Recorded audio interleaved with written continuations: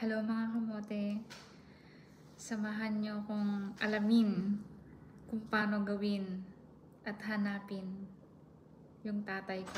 Kung makikita nga natin siya. Kasi dumating na yung DNA kit ko from the Philippines. Dumating na siya. So, ang sabi dito kasi, pag nag-DNA ka na, pag tinry mo to, matitrace daw ng US kung saan nakalocate yung tatay mo. Kasi yung nanay ko at saka yung tatay ko na American daw, na hindi alam ng nanay ko yung buong pagkatao niya, missing in action. So hahanapin natin siya dahil dito sa DNA na to. Then, pagtapos nito, isi-send natin siya through FedEx daw. Doon sa address na nakalagay dito.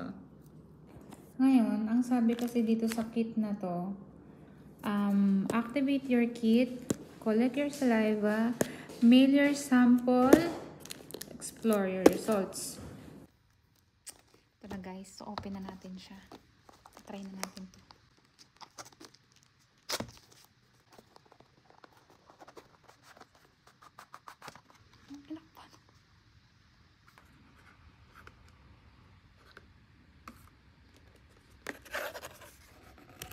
Natin siyang i-download.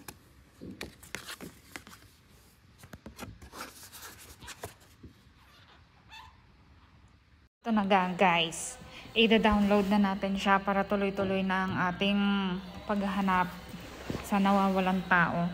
Ang sabi nila, kahit daw patay na, matitrace din nila. So, ganun ka-high-tech ngayon yung mga ginagawa nila. Pero sana lang, kay patay, kay buhay, makita. Thank you pa rin. Thank you so much dun sa mga taong nag-assist sa akin. At saka sa group namin sa Olongapo. Sa mga nakaisip ng ganitong paraan. Maraming salamat sa inyo.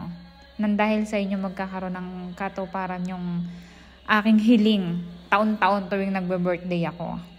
At gagawin na nga natin yung family tree. Kasi sinusunod ko lang naman yung process na sinasabi dito. Then, tuloy-tuloy lang. Kailangan din, yung sa akin din, kailangan meron din akong picture. Tapos, basta kung ano lang kasi yung sabihin nila dyan, binabasa ko lang din, tuloy-tuloy lang naman din yan. Continue lang ng continue. Para lang ma-activate natin yung DNA. Yan na yun siya. Kailangan na siyang i-activate dyan. Sunod-sunod na lang siya. Meron ka naman sasagutan dyan. Tapos next lang ng next. Basta kung ano yung tanong, yun lang naman din yung isasagot nyo. May choices lang naman. Hindi naman masyadong mahirap.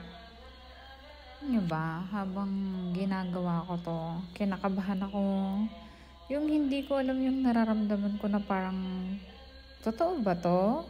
O yung parang nananaginip pa rin ako sa alapaa pa rin na parang hindi ko maintindihan yung feelings na sana totoo na lang siya.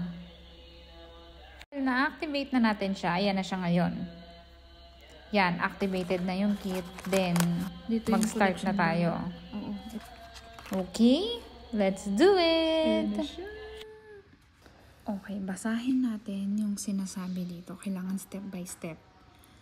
Sabi, do not eat, drink, smoke, or chew gum for 30 minutes before giving your saliva sample. Napapaluha pa ang inday ninyo. At nagdadasal pa ng bongga-bongga.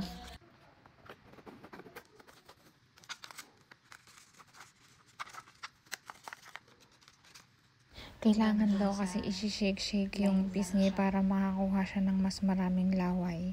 Para mas okay siya.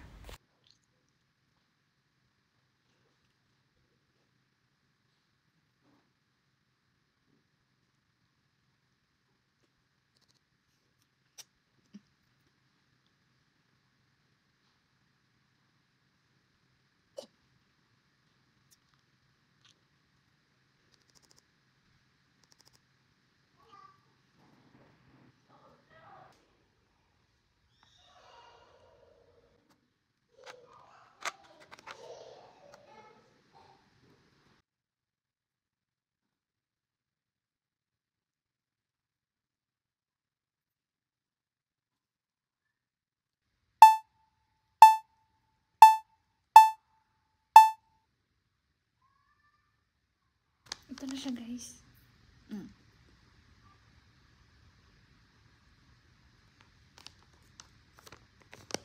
Ito na siya yung collection bag. Tapos, close na natin. Then, i-mail.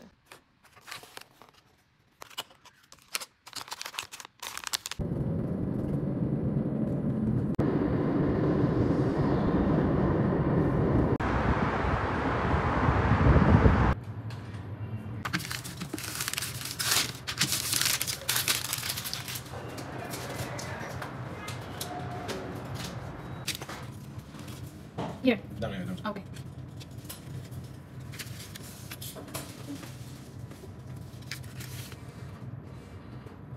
Okay. Nagsay lang.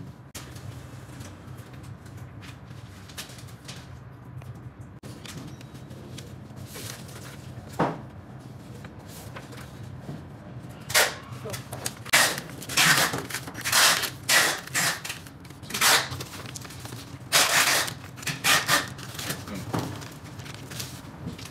Ay, kita ko. 6400 727 157 55.